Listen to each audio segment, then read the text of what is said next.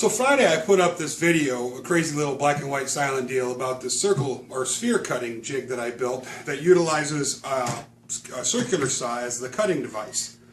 And I really didn't go over it at all. I just kind of put up the video. It was really goofy. Thank you for not being too hard on me about it. But I wanted to show you a little bit more about it today. We could talk about it a little bit. And if you had some questions, I'd be happy to answer them. Also hit 2,000 subscribers Friday night. Thank you very much, everybody. I'm having lots of fun, and I really enjoy sharing this stuff with you, and I appreciate all the wonderful comments and feedback. And on the list for this week, I thought we would do something a little different than I normally do. I was going to do a step-by-step guide or a how-to build your own sphere cutting jig, except for this time, instead of using a circular saw, I thought we'd use an old screwdriver. So that'll be fun. And I'll post that here in a couple of days. I was trying to get it up today, but these step-by-step guides take a while to put together. So any of you guys that do that on a regular basis, my heart goes out to you. Anyway, let's get started. To adjust the depth, the in and out of the blade, I simply just use the locking mechanism here on the circular saw, and then I can move it in and out as I need to cut. Now I've got this jig set up to cut 3.5 inch, 3 3/8 spheres, and it pivots on these 2 points on the bottom, and then the center point is right between these 2 poles. So if I want to create a 3.5 inch ball, I know I need to move that blade 1 1/4 inches from the center point, and that gives me my 3.5 inch ball. It's really a very simple and basic jig to build. If there's any other questions, you guys leave them in the comments below and I'll get back to them as soon as I can. I've just brought the jig over to as far as it will reach, and I'm going to set the depth of my blade just about 1/8 inch beyond.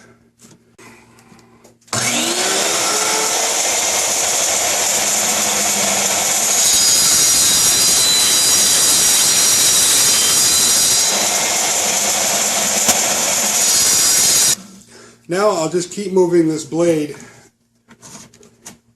in about 1/8, just over 1/8 inch on each pass, and continue until I get the initial sphere shape.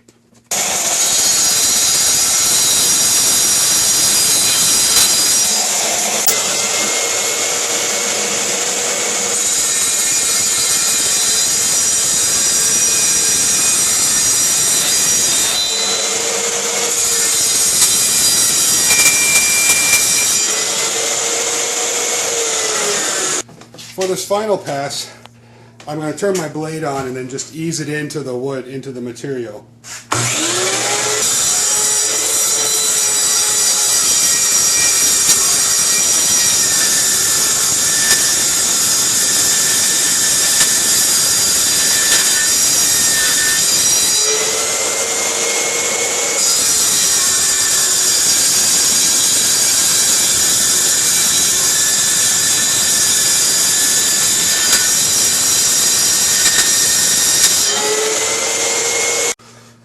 So I'm just going to remove this thing from the jig at this point, and then I'll take it over to the bandsaw and trim off some of this wing. Okay, now that I've cut this excess off, I've reinstalled this in my jig, and I put some screws back in it to hold it in place because I don't want this thing to come flying out on me. What I'm going to do now is just turn the saw on and slowly work it in until it hits this leading edge, and then I'll trim that off and slowly move my saw in consecutive passes to get rid of the rest of that excess material.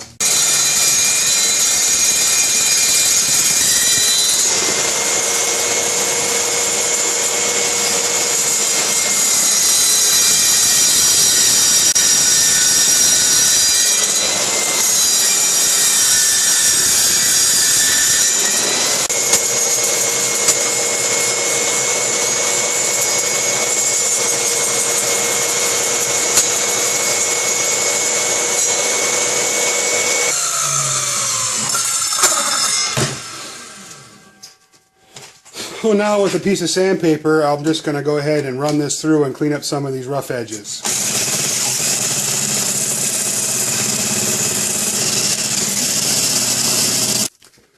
Alright, there it is.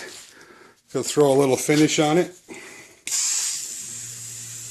This is a nasty old piece of hickory that probably about 5 or 6 years old and very dry. But a little bit of sanding and it looks alright.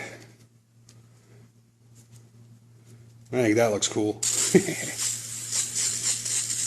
So anyway guys, if you found this interesting and you'd like to learn how to build your own sphere cutting jig that's nowhere near as dangerous as this one, subscribe. I'll put those videos up here sometime this week. And don't forget to like and definitely leave your comments. I'd love to hear what you guys have to say. Thanks again.